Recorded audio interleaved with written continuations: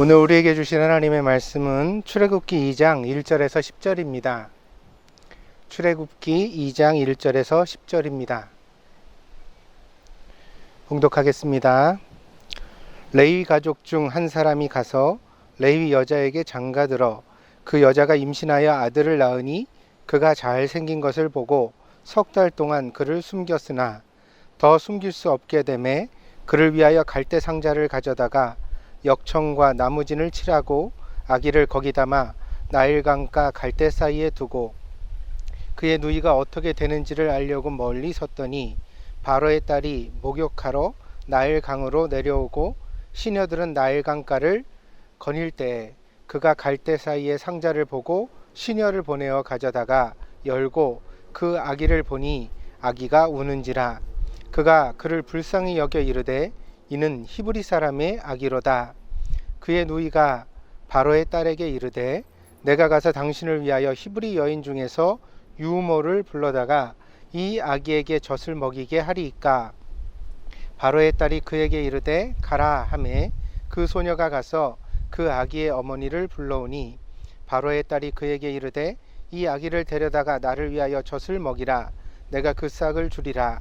여인이 아기를 데려다가 젖을 먹이더니 그 아기가 자라매 바로의 딸에게로 데려가니 그가 그의 아들이 되니라. 그가 그의 이름을 모세라 하여 이르되 이는 내가 그를 물에서 건져내었음이라 하였더라. 아멘. 요셉은 이집트를 구원했습니다. 7년의 가뭄으로 사람들이 죽어갈 때에 하나님의 계시를 따라 미리 저축했던 곡식을 나누어 주어서 이집트 사람들에게 살 수 있는 길을 열어주었던 것입니다. 그 결과 이집트 왕은 요셉의 가족들을 이집트로 초청하게 되었고 그 이후로 히브리인들은 이집트에 내려가 살게 되었습니다. 그리고 430년의 세월이 흘렀습니다. 이집트의 왕조가 바뀌었고 그래서 처음에는 귀한 손님으로 대접을 받다가 나중에는 세월이 흐르면서 이집트 사람들의 히브리 사람들을 향한 태도가 달라지게 되었습니다. 이집트 사람들은 히브리인을 미워했고 그들이 잘 사는 것을 못마땅해 했습니다. 결국 새로운 이집트 왕은 히브리인을 탄압하기 시작했습니다. 그들의 재산을 몰수하고 강제 노역에 동원했으며 그들 위해 감독관을 세워서 엄격하게 관리하기 시작했습니다. 마침내 이집트에 살던 모든 히브리인들은 노예가 되고 말았습니다. 히브리인들은 밤마다 슬픈 노래를 부르며 조상의 하나님께 구원을 기도했습니다. 아브라함과 이삭과 야곱의 하나님께서 히브리인들을 구원해 주시기를 빌고 또 빌었습니다. 그러나 사정은 더욱 나빠졌습니다. 이집트 왕이 이번에는 히브리인들의 아이들을 죽이도록 명령을 내린 것입니다. 남자아이는 죽이고 여자아이만 살려서 노예가 되도록 했습니다. 하나님께 기도하는 사람들은 단번에 모든 것이 변하여 좋게 되기를 기대합니다. 그러나 그렇게 되는 경우는 사실 거의 없습니다. 히브리인들의 경우처럼 기도를 하였더니 오히려 상황이 더 나빠지는 경우도 나타납니다. 마귀는 이런 상황을 통해 우리가 기도를 포기하고 실망하기를 원하는 것 같습니다. 그러나 믿음의 사람들은 끝까지 하나님을 믿을 수 있어야 합니다. 내가 보기에 나빠지는 것처럼 보인다 할지라도 내가 기도를 시작한 이상 이 모든 일의 배경에 하나님께서 일하고 계신다는 사실을 우리는 믿고 받아들여야 합니다. 그래야 그 어려움 속에서 믿음으로 이겨낼 수 있는 것입니다. 히브리인 중에 레위 지파의 한 가정이 있었습니다. 아버지의 이름은 아므람이고 어머니는 요게벳입니다. 첫째는 예쁜 딸인데 미리암이고 둘째는 아들인데 아론이라고 했습니다. 그런데 이집트 왕이 히브리인들의 모든 남자아이를 죽이라고 명령을 내린 이후에 그만 이 가정에 셋째 아기가 잉태하게 되어집니다. 이 가족은 똘똘 뭉쳐서 하나님께서 보내주신 이 아기를 지키기로 결정합니다. 그래서 갓난 아이를 숨기고 몰래 젖을 먹이면서 그 아이를 보호했습니다.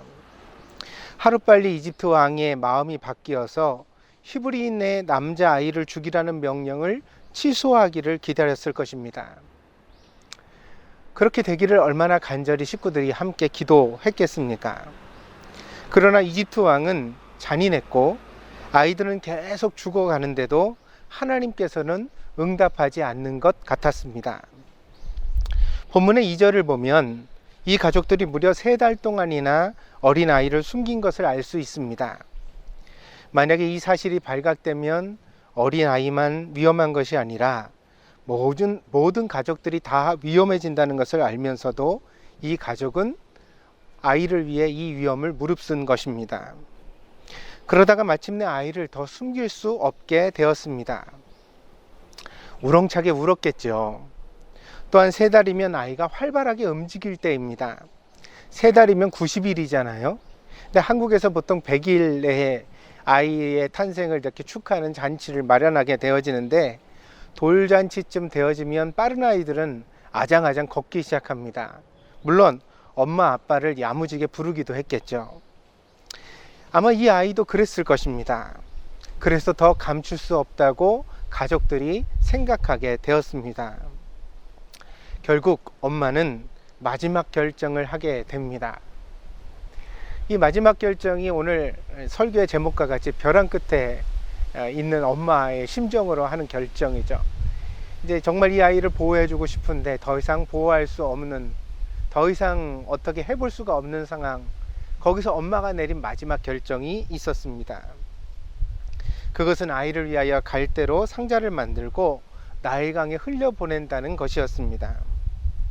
만에 하나라도 살 수만 있다면 꼭 내 품이 아니라도 좋다, 나를 엄마라고 아빠라고 부르지 않아도 괜찮다, 이 아이를 살게만 할 수 있다면, 이 엄마의 간절한 희망을 담아 엄마는 이때부터 갈대 상자를 준비하기 시작했습니다.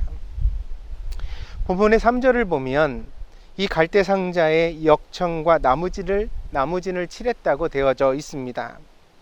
이를테면 방수 작업을 한 것입니다. 갈대 상자가 물에 가라앉지 않도록 정성 들여 손질을 한 것입니다. 여기서 역청이라는 것은 타르입니다. 타르는 익숙하게 들어본 이름이지요. 바로 오늘날의 아스팔트와 비슷합니다. 여름 햇살이 엄청 뜨거울 때 슬리퍼를 신고 이렇게 아스팔트를 건너가다 보면 아스팔트가 이렇게 신발에 달라붙는 경험을 해보셨을 것입니다. 이 뜨거워지면 아스팔트는 녹거든요. 녹아가지고 마치 풀이 붙는 것처럼 그렇게 신발에 달라붙게 되어지죠.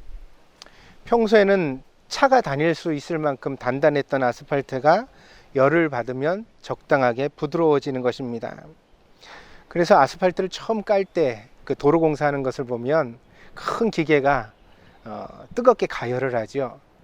가열한 상태에서 이 아스팔트를 기계로 아주 세게 눌러서 단단하게 돌처럼 만들어 모양을 잡아서 도로를 만듭니다. 성경에는 이 타르가 아주 오래전부터 쓰였다고 기록되어져 있습니다. 창세기 11장에서 사람들이 시날이라는 들판에 모여 바벨탑을 만들 때 거기 보면 바로 타르를 사용했다고 되어져 있습니다. 창세기 11장 3절입니다.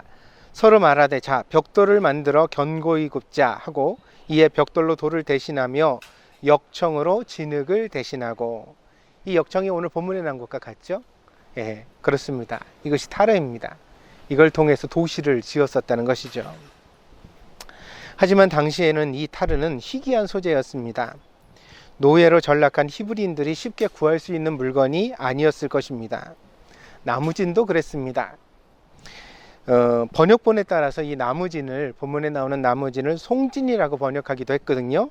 실제로 배를 만드는 데는 소나무의 송진이 사용되었기 때문입니다. 그러나 오늘날 이집트에는 소나무가 없습니다. 이집트에서 소나무를 볼 수 없다고 하죠. 지금은 멸종되었기 때문입니다. 그러나 고고학자들의 발견에 의하면 고대에는 이집트에도 소나무가 그리고 잣나무가 있었다고 합니다. 그래서 그것을 희귀하지만 그 나무의 송진을 구하여서 나무의 방수처리, 배를 만드는데 방수처리하는데 사용했던 것이죠. 이집트 왕은 히브리인들을 학대했습니다. 큰 성을 지으라고 하면서 진흙 벽돌에 사용할 지푸라기조차 주지 않았습니다. 그래서 추수가 끝난 들판에 나가 직접 그것을 구해와 벽돌을 만들어야 했습니다. 그래서 히브리인들의 삶이 그처럼 고달프고 힘들었습니다. 거친 노동과 지독한 가난이 사람들을 억누르고 있었습니다. 그러나 어머니 요게벳은 아무리 가난해도 자기에게 주어진 이 소중한 셋째 아이를 포기할 수 없었습니다. 결혼 폐물을 팔았는지 혹은 그녀의 긴 머리를 잘라 팔았는지 알지 못하지만 어머니 요게벳은 이 타르와 역청이라고 하는 타르와 나무진 송진을 어디선가 구해와서 손수 만든 갈대 상자의 앞뒤로 그것을 바르며 방수 작업을 했던 것입니다. 이 작업은 간단히 되는 일은 아닙니다. 그렇겠죠. 우리가 보통 니스칠 같은 것들을 해도 마르고 나서 또 바르고 마르고 나서 또 바르고 그래야 되잖아요. 그러니까 이게 굉장히 시간이 걸리는 작업입니다. 더군다나 엄마가 자기 아기를 강물에 뛰어보내기 위하여 갈대상자를 만들 때 얼마나 눈물을 흘리면서 그걸 만들었을까. 그리고 그걸 말리고 손질하고 바르고 또 말리고 또 손질하고 바르고 그러는 작업을 반복해 갈 때 그 심정이 어땠을까. 더구나 이 일은 아무도 모르게 행해야 했습니다. 믿음은 언제나 행동으로 나타납니다. 그래서 야고보 사도는 행동하지 않는 믿음은 죽은 믿음이라고 했습니다. 야고보서 2장 26절입니다. 영혼 없는 몸이 죽은 것 같이 행함이 없는 믿음은 죽은 것이니라. 죽은 믿음이라는 것은 믿음이 아니라는 뜻입니다. 그것은 모양만 흉내낸 것이지 진짜가 결코 아니라는 말입니다. 우리가 기도할 때 진심으로 믿으면 반드시 변화가 생깁니다. 왜냐하면 진실로 믿는다면 그 믿음을 쫓아 행동하게 되기 때문입니다. 진짜 믿는다면 우리는 그에 합당한 행동을 하게 되어지고 그 합당한 행동이라는 것이 결국 하나님께서 우리들에게 응답하시는 방법이 되어진다는 것입니다. 그래서 아기의 구원을 위하여 너무나 간절히 기도했을 아므람 아버지와 어머니 요게벳, 그래서 그 요게벳이 갈대상자를 만드는 그 행동 말입니다. 포기하지 않는 마지막까지 끝까지, 그것이 바로 하나님께서 이 모세를 구원하는데 사용하신 방법이었다는 사실입니다. 요게벳은 아이를 살리려고 기도했습니다. 어찌 3달만 기도했겠습니까? 어머니는 아이를 뱃속에 10달 동안 품고 있습니다. 그 품고 있는 동안에도 무서운 바로왕의, 이집트 왕의 명령을 기억하면서 제발 뱃속의 아이야, 남자가 아니라 여자로 태어나다오, 여자로 태어나다오. 그렇게 기도했을 텐데 결국은 남자가 태어났잖아요. 근데 그 아이를 보고서 차마 어떻게 할 수 없어서 3달 동안 숨겼잖아요. 그러니까 이게 그 1년이 넘는 기간이 이 어머니가 이 아이를 위하여 전심을 다해 기도했던 기간인 거죠. 그리고 그 기도가 쌓여 마침내 이 어머니의 마음속에 갈대상자를 만드는 행동이 나타나게 되었다는 것입니다. 있는 것을 다 털어서 하나님 앞에 내려놓고 한없이 부족해도 그 나머지는 하나님께서 채워주시기를 기대하는 것, 그것이 바로 믿음의 내용입니다. 우리는 모자란 것을 걱정할 필요가 없습니다. 왜냐하면 어차피 인생은 하나님 앞에 늘 모자라기 때문입니다. 내가 충분히 기도했다 혹은 충분히 믿음이 있다는 것은 있을 수가 없어요. 그것은 사람의 영역이 아니죠. 그러니까 우리는 아무리 최선을 다해도 하나님 앞에 부족할 수밖에 없는 사람이에요. 그래서 어떻게 해야 돼요? 그 나머지를 하나님께서 채워주시기를 기대해야 돼요. 그래서 이것을 은혜라고 말하는 것입니다. 하나님께서 은혜로 우리를 받아주시기를 기대하는 것입니다. 하나님 앞에 충분한 인생은 없습니다. 누구나 다 결핍이 있고 부족이 있습니다. 그 부족함을 이유로 포기하면 열등감과 패배감을 가지고 살아가게 되는 것이고, 그 부족함을 믿음으로 극복해서 하나님 앞에 모두 다 맡기고 내려놓으면 비로소 그 부족한 것들을조차 채워주시는 하나님의 은혜를 우리가 경험하게 되는 것입니다. 아마 요게벳이 머리가 좋아 계획을 했다면 본문과 같은 사건은 생길 수 없었을 것입니다. 모든 것은 우연 같은 필연이어야만 했거든요. 만약에 여기서 조금이라도 인위적인 것이 있었다면 오히려 분노를 살 수도 있었겠죠. 그러나 하나님께서는 이 모든 것을 너무나 자연스럽게 만드셨습니다. 어머니가 아기를 나일강가에 갖다 놓고 더 이상 그 장면을 계속 볼 수가 없어 어머니는 그 자리를 떠납니다.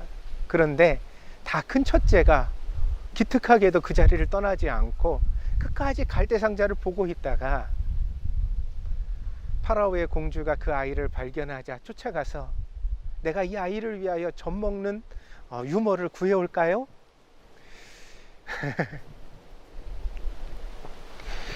이집트 공주가 바보가 아닌데 왜 이 아이가 이 갓난아이와 혈육이라는 것을 알지 못하겠습니까?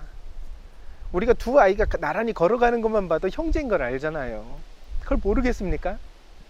만약에 어른이 가서 이런 말을 했다면 뭔가 노엽고 좀 괘씸한 마음을 살 수도 있었겠죠. 그런데 그 조그만 아이가 가서 자기 동생을 살리겠다고 그 얘기를 했을 때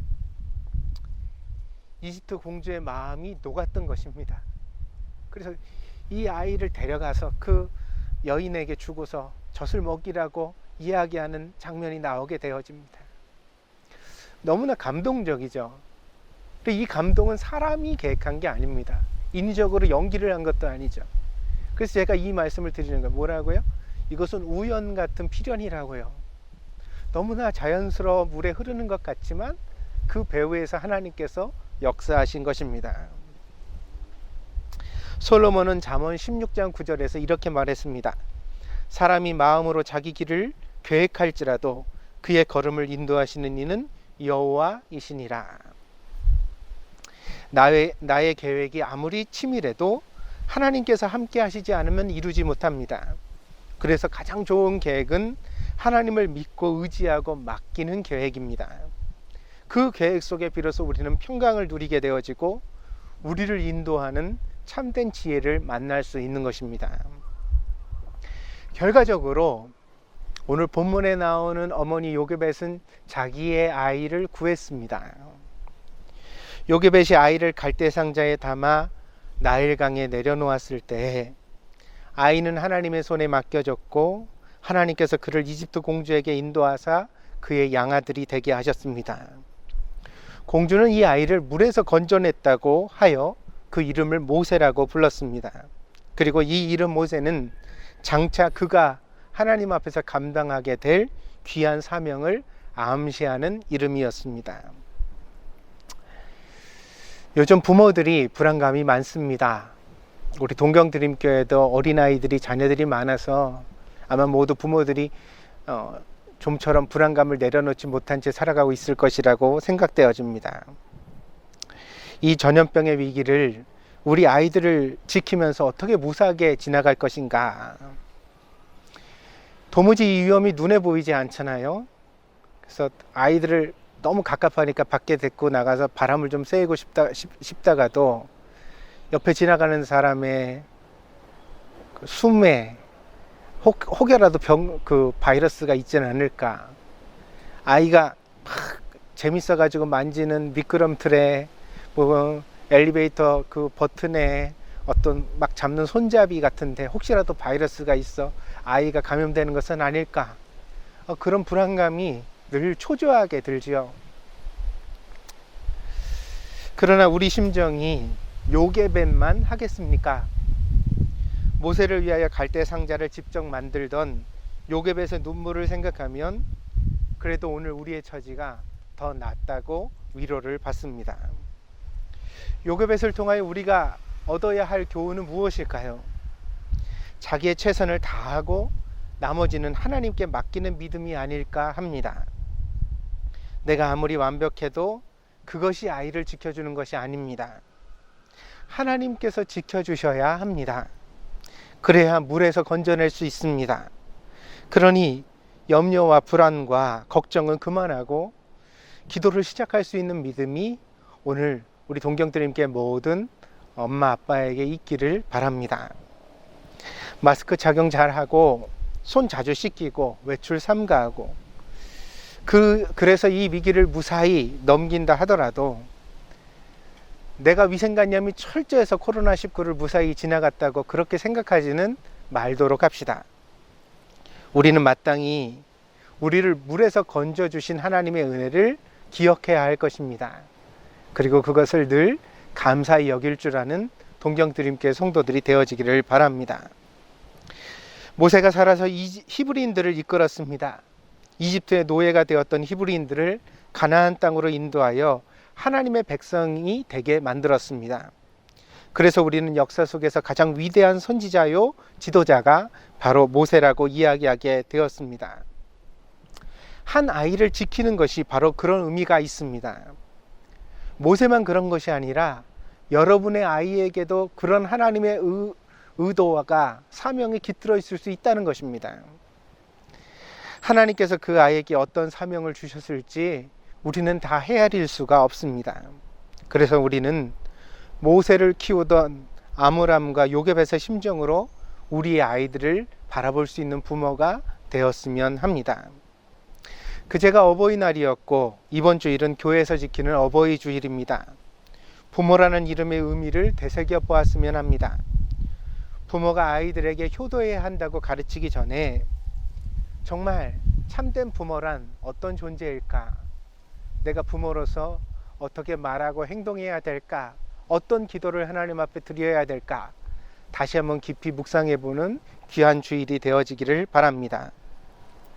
좋은 부모가 있어야 좋은 자녀가 있을 수 있습니다. 부모 없는 자녀는 있을 수 없기 때문입니다. 그 부모의 역할을 위하여 늘 기도하는 우리 동경드림교회 모든 성도들이 되어지기를 바랍니다. 기도하겠습니다. 복되신 하나님, 은혜와 사랑을 감사드립니다. 세상에서 가장 큰 사랑이 있다면 그것은 자녀를 향한 부모의 사랑일 것입니다. 그리고 그 부모의 사랑을 하나님께서 우리에게 허락해 주셨음을 믿습니다. 그러므로 우리가 좋은 부모가 되게 하여 주시옵소서.